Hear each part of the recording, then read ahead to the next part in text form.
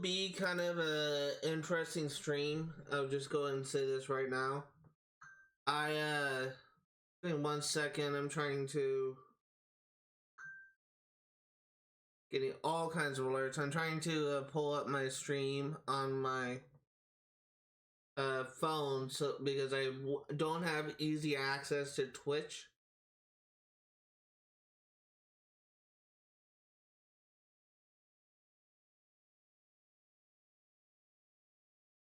I'm trying to 1 second here. Twitch app really sucks on your phone. I'm just gonna go and say this right now. Twitch app sucks on your phone. What I'm basically going to do is, for the moment, I am going to, there we go. Okay. There we go. For the moment, I'm going to be, okay, I'm also going, actually it shouldn't, like, time out. What I'm actually going to do for this video is something that I tried to do a different way on YouTube, but it wasn't really doing that well. And that's something that I want to do at the end of each project, which is sort of like discuss my thoughts, my overall thoughts on a game that I completed on this channel. In this case, it's Saints Row 1 that I finished last Sunday. And also give a ranking of that game in terms of how hard it is to 100% and how hard it is to get 100% of achievements. I will say that with Saints Row 1, you actually can't get all the achievements easily because of the multiplayer. But because of the multiplayer related achievements, but you can absolutely get everything in relation to the story relatively easily. But what I'm actually going to do for the background thing is I'm essentially going to be doing research into new games I'm going to be covering on my channel that's going to be replacing Infamous 1 that I canceled on Saturday for Saturday's live stream because I lost my save data. And the games I'm going to be replacing Saints Row 1, which is Far Cry 3 Blood Dragon, and Assassin's Creed Syndicate. So I'm basically just going to be like googling different things, like pulling up achievements, like looking at collectible maps, that type of thing, trying to do sort of research I would typically do alongside my playthrough. And I'm basically going to be doing this while I am discussing my overall thoughts on Saints Row 1. There's something that I'm going to try and do. I think this may actually be a little bit better for me, a little bit easier for me to do, and in terms of like creating like an effective video on for YouTube. It's just like go and stream it instead of just trying to put together a video. But that's basically what I'm going to try and do. So to start off with the story of Saints Row 1, I actually I am kind of like mixed, I guess, with the story. The story in relation to the gangs are actually like incredibly well done, but this but in relation to the post game and the in relation to the post game and the prologue, it honestly kind of felt a little bit rushed in my opinion, where it kind of feels like that it took a while. You kind of had like a lot of moments where you we're just kind of like doing like quick little easy missions, just get you in the head things. Then the entire like 3 different storylines of Cornales, Rollers, and Vice Kings were incredibly well done. Like I found myself surprised with how the story was ended up like handling. But what I was kind of a little bit disappointed with was the epilogue, where it consists of 3 missions. And I do kind of feel the epilogue was rushed. You literally are employed by the police chief. You're literally employed by the police chief, something Monroe. I can't remember what his name is. Who has you like kill his political rival. and then you kill a political rival. On the very next mission, you kill Monroe. And instead of that being it, the very next mission that you do is the finale, where essentially you're betrayed by Alderman. You're essentially kind of set up to be killed by Alderman Hughes before you're blown up by a bomb on the ship that you're standing on. And I think what really kind of threw me off a little bit was just how sudden everything is. Something that I kind of found out about after that I finished that game was apparently there is a concept introduced at that game with what's the process called? It's when you remodel or displace an urban neighborhood to make it more developed, to make it more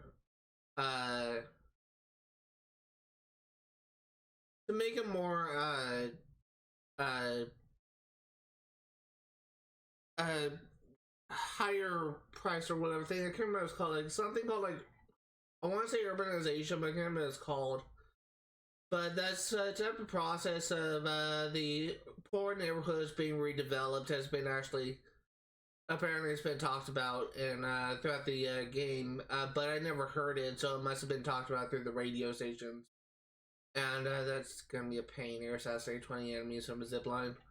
But one thing, and you actually do kind of see this in action in Saints Row 2, but if you have music disabled and you don't have the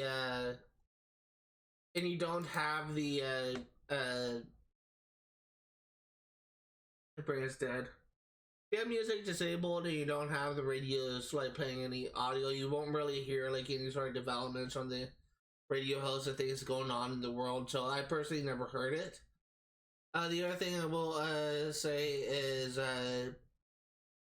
if it was hinted in the story of that type of thing like being common, that type of thing being discussed frequently, I personally never noticed it. I don't think I ever heard like any of your gang allies or acquaintances just mentioning that.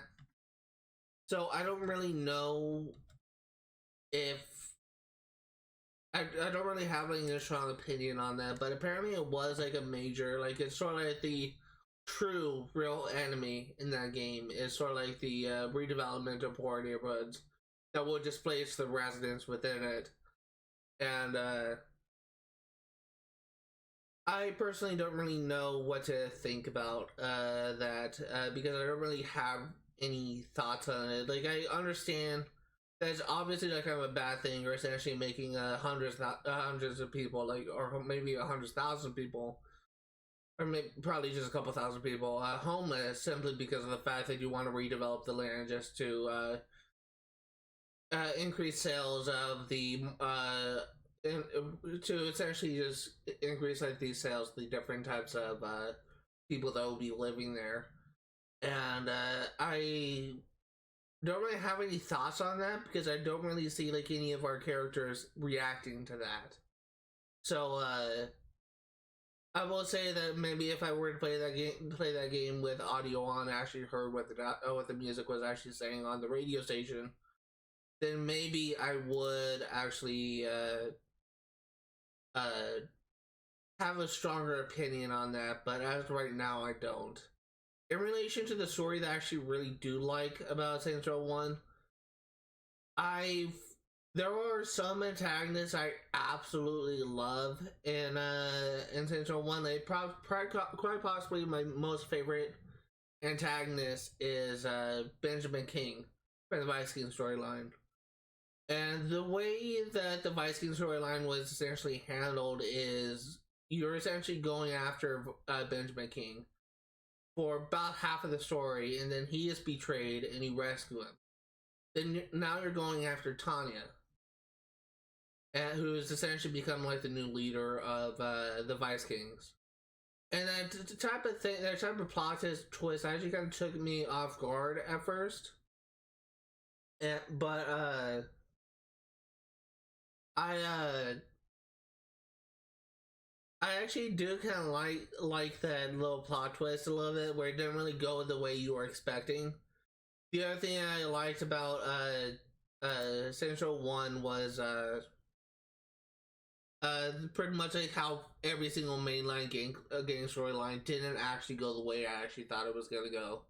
And by that I mean, like, every single time I had a prediction on what direction the story was gonna go, it completely went a different way. And that's one thing I absolutely love about video games, is it's no fun for me if I can actively predict what's going to happen in a game.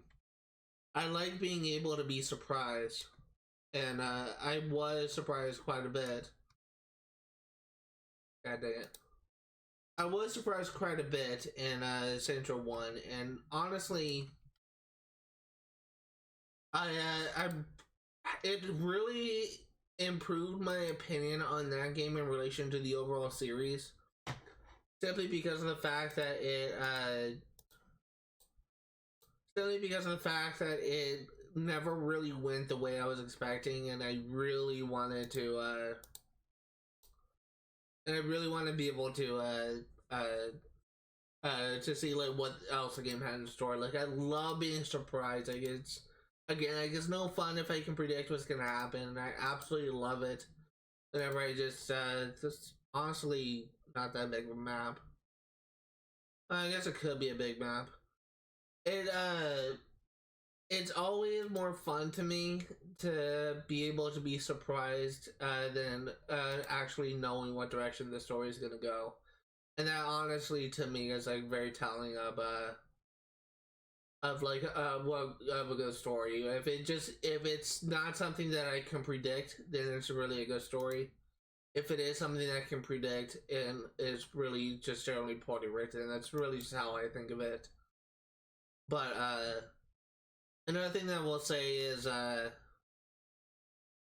uh, I also like the allies, the characters you see in the game. Like Johnny Gad is quite possibly one of the best characters in the series. It really kind of sucks that he wasn't actually brought back in the reboot. I honestly kind of think if they had more original, more characters, that traditional like beloved characters, then maybe fans wouldn't have like criticized that game. But they just decided to go the more unique characters with the Saints Row reboot and created a storyline that was just a freaking disaster. But I I overall, I think the story was, honestly, I'd probably give it like an 8 out of 10 in relation to the story. The story is actually really well done. Like, again, like the only weak part to me was really the epilogue and the beginning. I just kind of feel that there was just, it kind of went through that kind of a little bit fast paced. And I understand why they want to kind of rush through the prologue a little bit, because they want you to get into the meat and bones of the game. But I do kind of feel that you really rushed to the ending with the epilogue. They could just slow things down a little bit just to develop the story, but they didn't really do that route. Uh, in relation to the gameplay, there's really like a couple different categories for the gameplay. It's really kind of tied to the activities and the mission structure. The activities are kind of a mixed bag for me, where it's there are some activities that, in my opinion, are designed really well, and it's honestly kind of remains consistent throughout the entire series. And for example, insurance fraud is one of those games that just remains consistent throughout the series. It really only has some subtle changes, and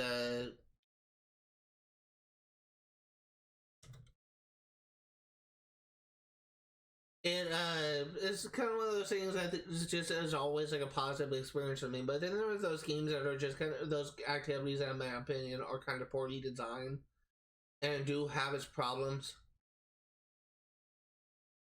But overall, I did kind of enjoy. Yeah, you can buy maps. That's great. I did kind of enjoy the most of the activities in the game. Like honestly, I do kind of consider that the activities that I most had a problem with was uh my brain is freaking fried right now. I'm sorry, I'm really tired. Uh, it's drug trafficking is probably my least favorite activity in that game. And honestly, I would not have as much problems with the activities. I would not be as harsh on the activities in this game if they actually had a mechanic that was in every other game after this, which is the ability to restart a failed mission from the menu. Like if you fail a activity, you have the option to restart the activity or to quit an activity. And I feel like if they had that option instead of just only having a quit activity, then it would have been a better experience. Holy shit, that's unnerving. It would have been a better experience, and honestly, let's go ahead and get rid of all these conquest stuff. Honestly, if they had that one little feature that was introduced in Saints Row 2, it would honestly kind of heavily improve my experience of this game overall. But because they didn't have that, it is kind of like lacking in my opinion. What I will say is in relation to the activities, most of them are really fun to play in Saints Row 1. Most of them are incredibly fun to play. My main kind of problem with Saints Row 1 in relation to the activities is it can be a little bit frustrating, I guess, because if you die in an activity, you don't have the option to you don't have the option to restart the menu. So if you die in the activity, you spawn at the hospital and you lose money. So really, because I was kind of being like really stingy and not wanting to lose too much money after every single death, I ended up saving after every single stage of my activity I passed and reloading whenever I died. And that was just essentially how I could keep my money without like losing $100,000 on each death. Like $100,000 after you still at death, and it's really kind of ridiculous, I guess. But in relation to the missions, I had a really easy time with the missions in Saints Row 1, and it really came down to the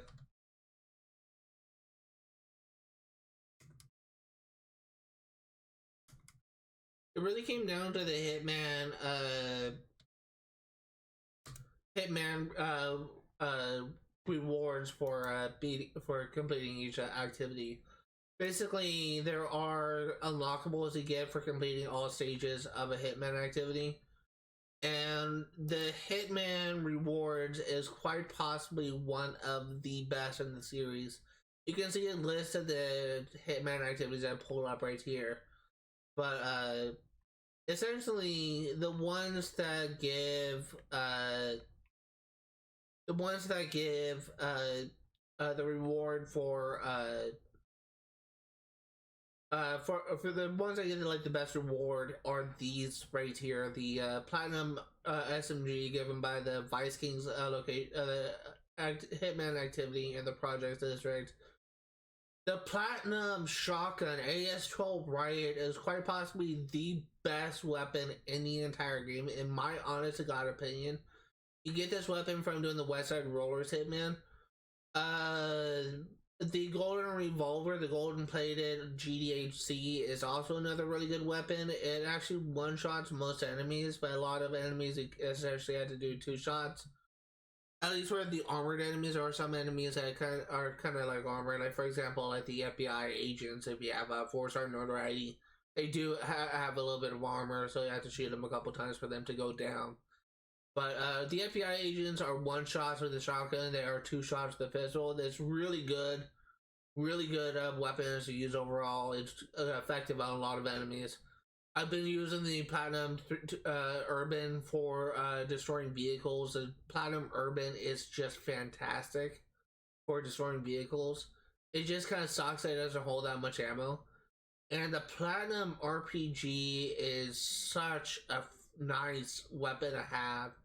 You can hold 21 rockets, and for clarification, the Militant RPG launcher you get for completing all mayhem activities, it can only hold 6 rockets. So it's definitely a much better weapon to have in favor over the Platinum Militant RPG launcher. And I actually use this for a bit to kind of carry me through like the earlier levels of the mayhem activities. It's a really nice weapon to have. It one-shots pretty much most vehicles, except for the armored vehicles, and it's really nice to have. And then for like completing all killing all hitman targets, you get 50% off of weapons, which is also nice. But once you get all the Platinum RPG, the best weapons in the game, you literally have no reason to buy a weapon at all, unless a mission requires a weapon. Like for example, actually no, I think if a mission requires a weapon, they'll actually give you the weapon.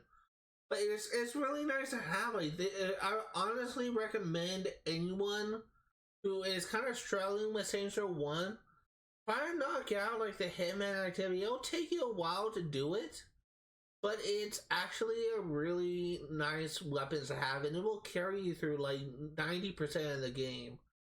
The other thing that is one advice that I do have for the hitman activities, and same thing is also true for the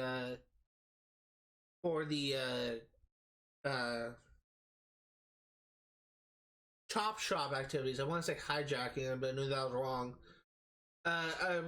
Is there is a mechanic in this game for you to skip time ahead, which is essentially going to the movie theater and playing a specific specific cutscenes. I have no idea why this works, but it does.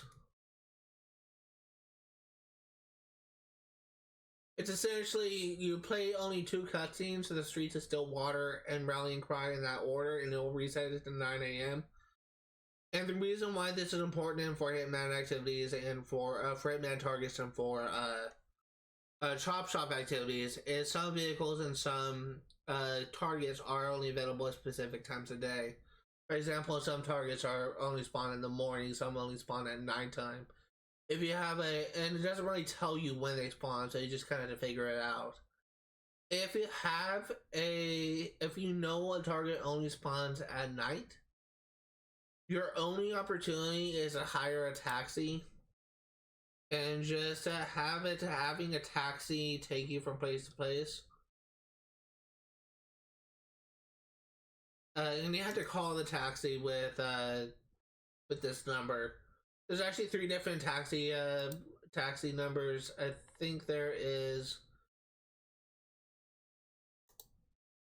3 different taxi numbers you find here, like they're all right here. But basically, if you hire a taxi, it skips time ahead for 3 hours. And you basically have to do that a few times in order to get to nighttime for consistently. I never had to use this personally, but it's something that you have as an option. And it's really kind of important to be aware of those like time skipping tricks, because it could make trying to find targets a little bit helpful to find. The other thing I will say is some targets are only have set conditions. For example, the final target for one of the hitman activities is to kill a FBI agent or like a person that is riding in a helicopter, which only spawns at 3-star notoriety, but typically I only really find helicopters at 4 stars notoriety. And you have to kill him with a sniper, and it's one of those kind of set conditions you kind of have to be aware of, because it kind of forces you to to kind of like adapt and try to get things in the right conditions and try to get things set up, I guess. It's not just simply like driving around the neighborhood and waiting for someone to spawn. You actually have to make sure the conditions are met. Another example is an earlier target for another Hitman activity. I think it's a one in the. It may actually be the Vice King's Hitman targets, where you need to kill someone driving a quota. Uh,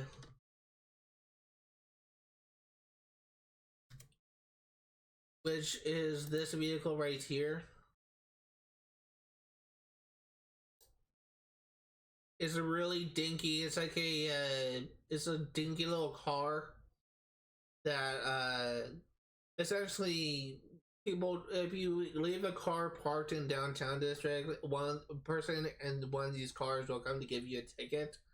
Really realistic little feature that I actually really like about this game. But one of the there's also a chop shop request for a quota. But there's a hitman target involving the person driving a quota as well, and you essentially need to wait until morning essentially for one of these to be available. They do not come out at night, and you have to like leave a car parked in the street for one to spawn. It's little things like that where you have to make sure the conditions are met for you to be able to get the targets you need. The other thing that I will say is in relation to the chop shop activities, some cars are actually incredibly difficult to find for chop shop. Like, for example, I personally had a hard time finding the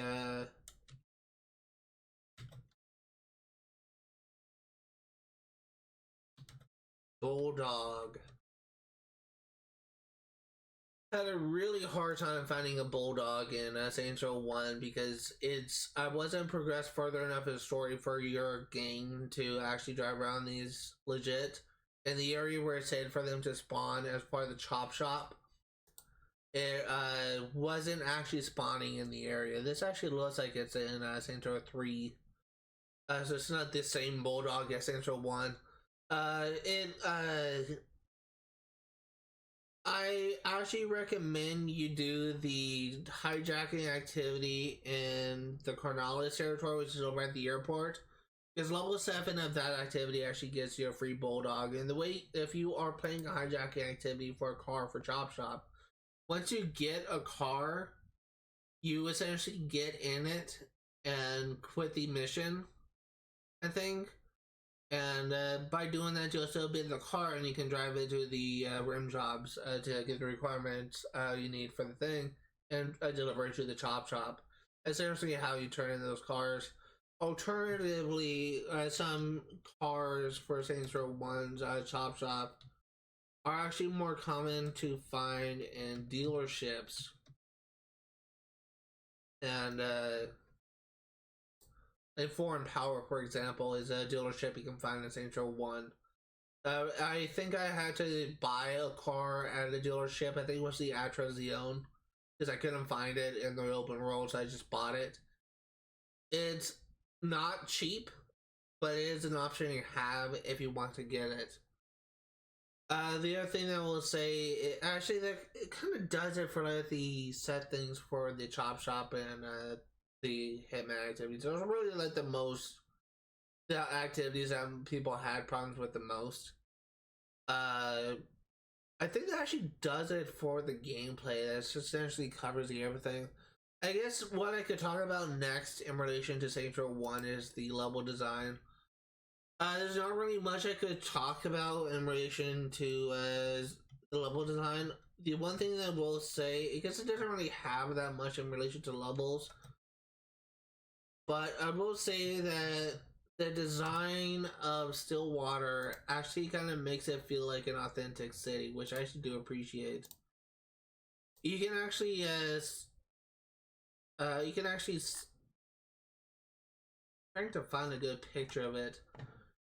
You can actually,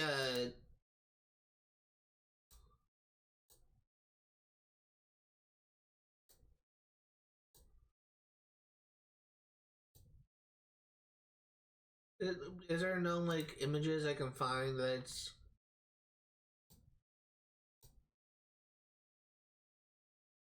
Here you go. Uh, it's actually a really well detailed city if you're driving around. Like in mornings, you can find like joggers and rollerbladers like going along the streets. Like at nighttime, you can see prostitutes lying around. It's very common for a random cop car to go after another person that commits a crime or rear-end someone or whatever. It feels like an incredibly lived-in game, which I really do appreciate. And it kind of makes you wonder just kind of what went wrong with the games that's out today. Because when you're looking and you're comparing this game to say, what's the recent game? Far Cry 6 is a game that I've been thinking about a bit. But if you look at a town of, you're just gonna try and find images of Esperanza.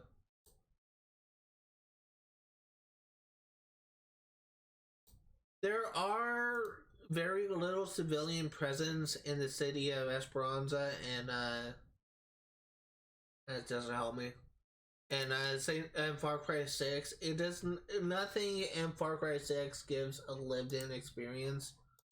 There is more military presence in Esperanza than there is actual people, and honestly, it's just how the open world is designed in a lot of open world games today. Like a lot of games that involve like cities and like real world environments, it does not give like a lived in impression. By what I mean by lived in, it's an environment that just kind of gives an urge of realism. Like it's not so much as, oh, the this building looks so great, it looks so lifelike, whatever. It's more so talking about like the behaviors of the citizens, like how active they are in the town, what are their routines, like what type of things could you expect to see in a given town. Like if it's something as simple as NPCs in a stagnant location, guards patrolling an area, and they're pretty much the only ones doing something, that is not really a lived-in experience. And that's kind of what I feel Far Cry 6's biggest problem is. It's an open world, sure, but it doesn't really have like a lot of interesting things to keep you engaged in relation to the open world. It's beautiful graphically, but it doesn't really have much in relation to an open world experience. And that's kind of where I feel it doesn't really offer anything in relation to a lived-in experience. And that's kind of what I feel Stillwater does great in, because it generally feels like a lived-in city. And it's just basically how the civilians behave. It's how the cops like start their behave, like, and then it's just all these different types of things interacting and just kind of making the city feel more lifelike, making the city feel alive. And it's something that I feel a lot of games today actually struggle with. And one thing that I will say is in relation to in comparison to Saints Row 1 Stillwater to what I played of what's that town from Saints Row?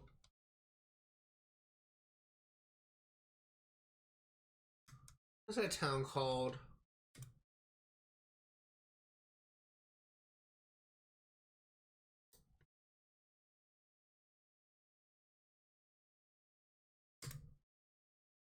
Santo Ileso. Santo Ileso is an example of a city that, though it has like a lot of people, has like a lot of activities, it does not really feel like a lived-in city. It's honestly kind of where I feel that Saints Row reboot kind of like fails in comparison to the Saints Row 1.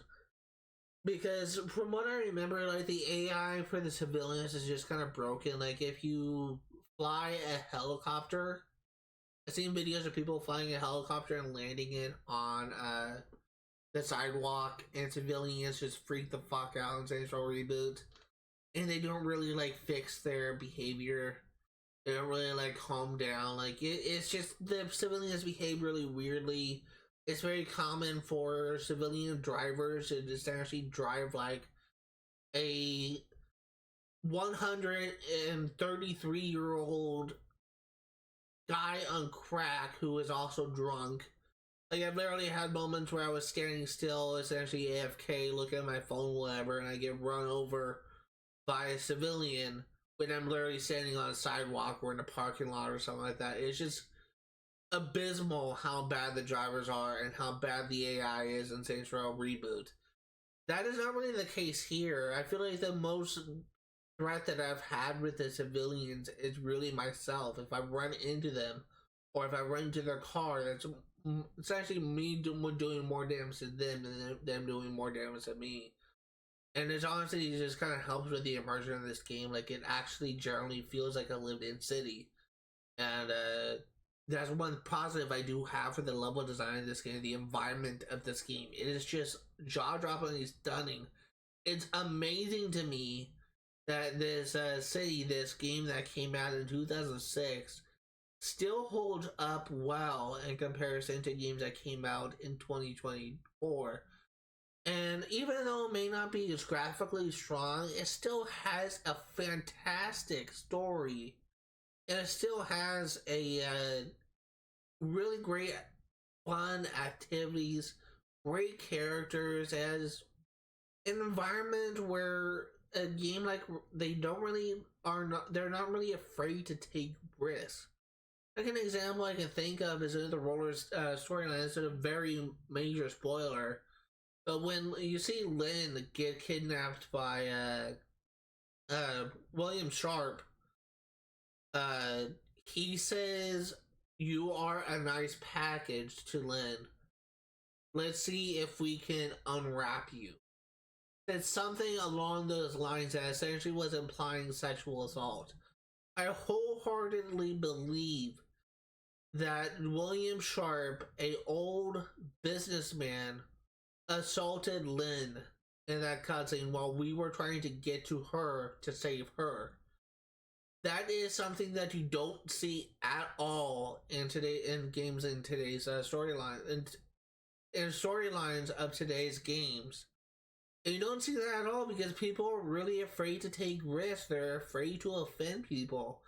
Like, using Saints Row 22, for example, they renamed Freckle Bitches, an iconic name from the Saints Row franchise, and they renamed it to Bees. They took Rim Jobs, an iconic name from the Saints Row franchise, and changed it to Gym Robs. Like, they are so afraid of taking risks and, like, offending people that they end up offending everyone.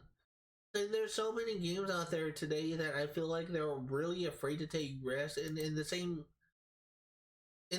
light, though, don't really pay much attention to those people that say, "Oh, blah blah blah is woke. This company is woke. It's using DEI. Blah blah blah blah." I see that shit so many times in discussion of Assassin's Creed Shadows, and it pisses me off. But at the same time, you do see a lot of games, like going back to Far Cry 6. Far Cry 6 actually has a couple trans characters. And one thing I will say is, I actually kind of brought this up with one of my friends, where I basically was using an argument where I said that if you are making a game where you have a trans character, if you think it is important for you to have a trans character in the telling of your story, find a good reason to include it. Do not feel the need to include a trans character or a female character or a black character or I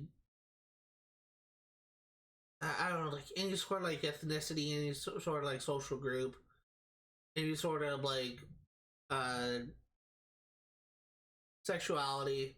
Don't feel the need to add this if your only desire to include them is for diversity, because that doesn't really lead to a good telling of the story. That kind of leads to kind of it's just not really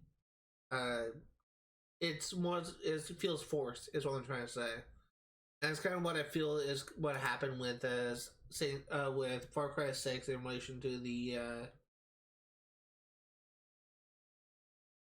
rap group Maximus Matanzas, which are both trans singers, which I honestly really question, like, why it is they decided to go for the route of having a trans characters, because they don't really add much to the story. Like their main character trait is that they're trans, but there's no reason that I could find for why the developers feel the need to include a trans character in relation to the building of the story. If it seemed like their only reason to include them was to have the diversity, and that's not really a good reason for me.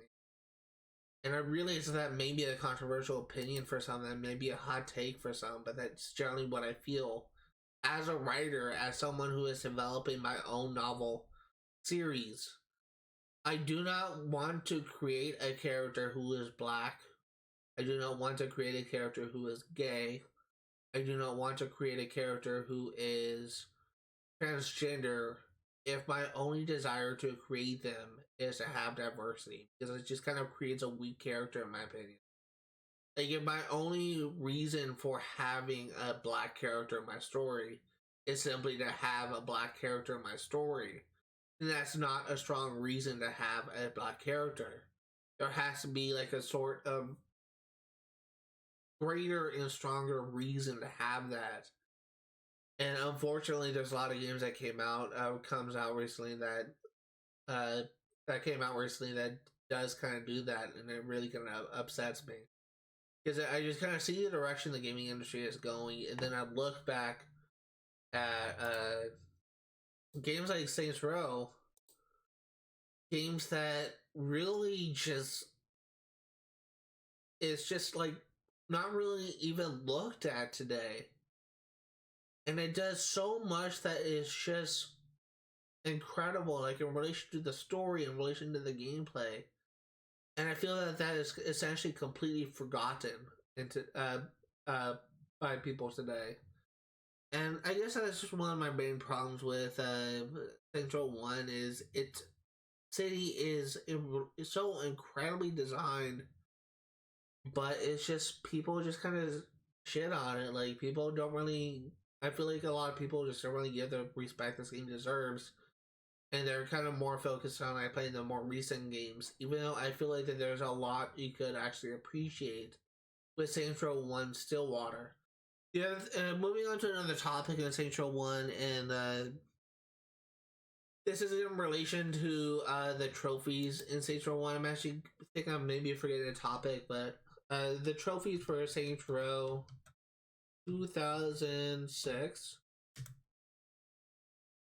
I also forgot to put achievements.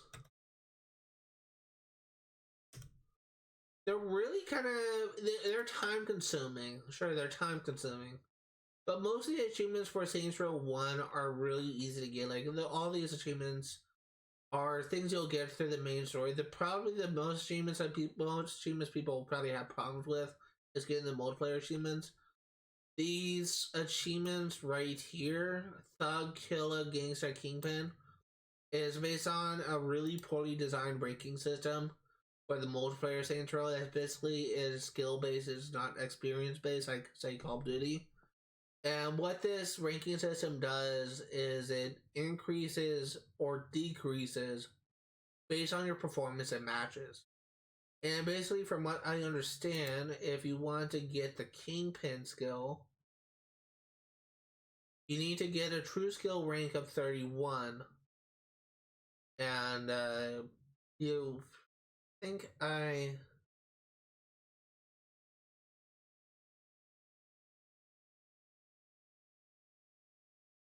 Oh, dude, that's actually worse than I thought.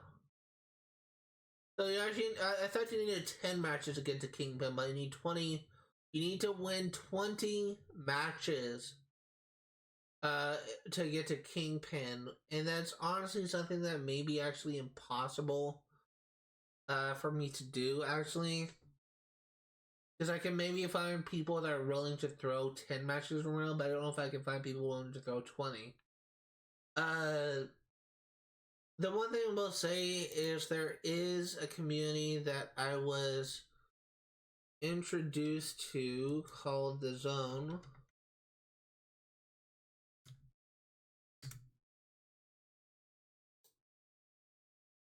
Not that one, Saints Row.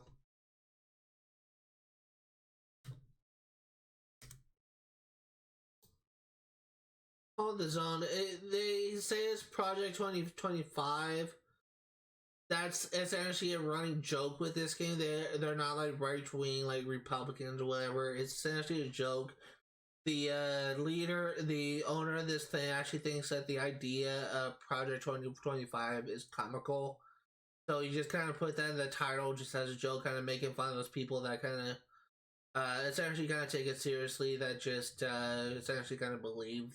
It's not really so much believe, but essentially people that kind of want to like bring this thing to action, but they're not like a white ring group. They're not like people that just kind of advocate this. It's just kind of like introduced as a joke.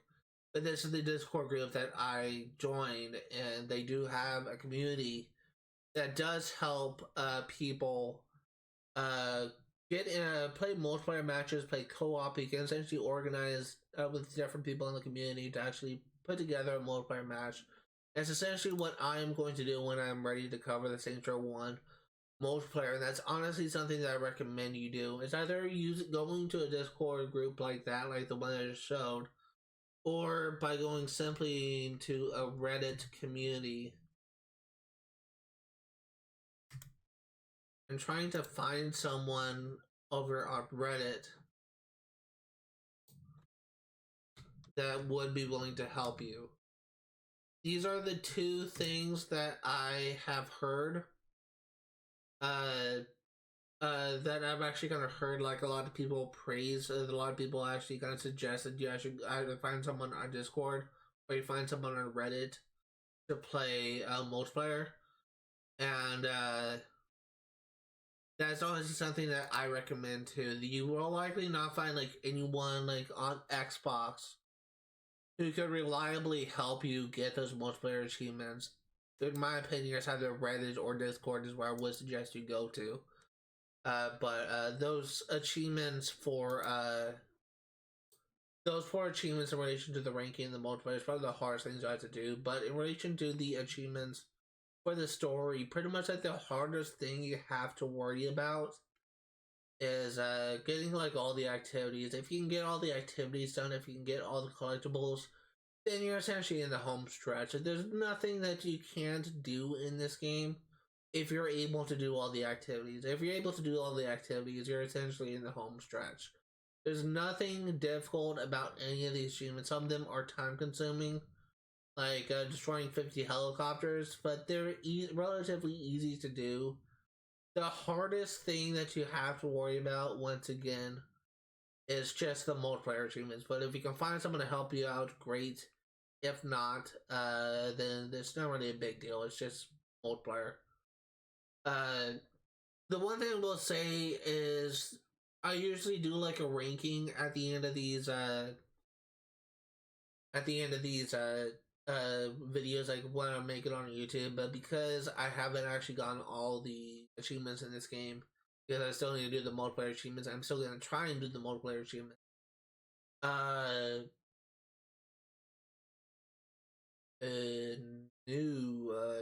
Go away. Because I'm still trying to get all the multiplayer achievements. This ranking that I'm about to give is only in relation to the storyline based achievements. In relation to the story, I honestly would rank this an 8 out of a 10 game. Like, in terms of how easy it is to 100%, and how easy it is to get all the trophies. It's really a kind of an easy game. There's some parts that are hard, but if you can get through the activities, again, like, it's a really easy experience. It is not a 10 out of 10 experience game for me. The reason for that is there are only a handful of activities that I feel does hold this game back. But again, like, it's a completely minor thing. The only fix for that thing, it's something that is actually addressed in Saints Row 2. Don't really hold that against this game too much, but in relation to completion, I'll probably rate this game like an 8 out of 10. It's kind of an easy game to do. I think that's actually gonna do it for right now. I don't know if this is actually a. I don't know if this is actually like would be a better experience for YouTube. My issue that I had with YouTube in general is it whenever I made a video for this, it generally didn't really do that well. It always completely flopped, and I actually got a couple dislikes from my recent one on Assassin's Creed Unity. So I did kind of want to try and mix things up a bit, try different formula. I have no idea this will perform better, but I'm hoping that if I have some things as a reference, some things going on the screen, maybe it will do that well and do better. The one thing I will say is apparently something that is actually uh something a lot of people actually do on YouTube is have like background music playing in the background so that people can have something to listen to while they're watching this, and that's something that I don't really know how to do, how to implement correctly. And I also need to kind of balance out the music in relation to my commentary audio and how strong it is. So the one thing I will say is in relation to that is if I can actually kind of figure out the music, I will of course try and do that. But dealing with music on Twitch and on YouTube is kind of tricky because you have to worry about copyright. But there are royalty free music you can play. So I may just look into this and just kind of have one of these stations playing on the background. There's also a filter you can have for Twitch where you can have like music playing, which is like royalty free music playing on Twitch, which is something I may look into. But that's gonna do for today. Thank you guys for watching, and if you're remotely interested in what to see today, all the games I cover on my channel will be for 100% completion. I'm going to be streaming Sims 3 Pets on Friday, 1 p.m. to 5 Pacific Standard Time. I'm going to be streaming Far Cry 3 Blood Dragon for 1% completion on Saturdays, 1 p.m. to 5 Pacific Standard Time. And I'm going to be playing Assassin's Creed Syndicate for 1% completion on Sundays, 1 p.m. to 5 Pacific Standard Time. Thank you guys for watching, and I'll see you all next time.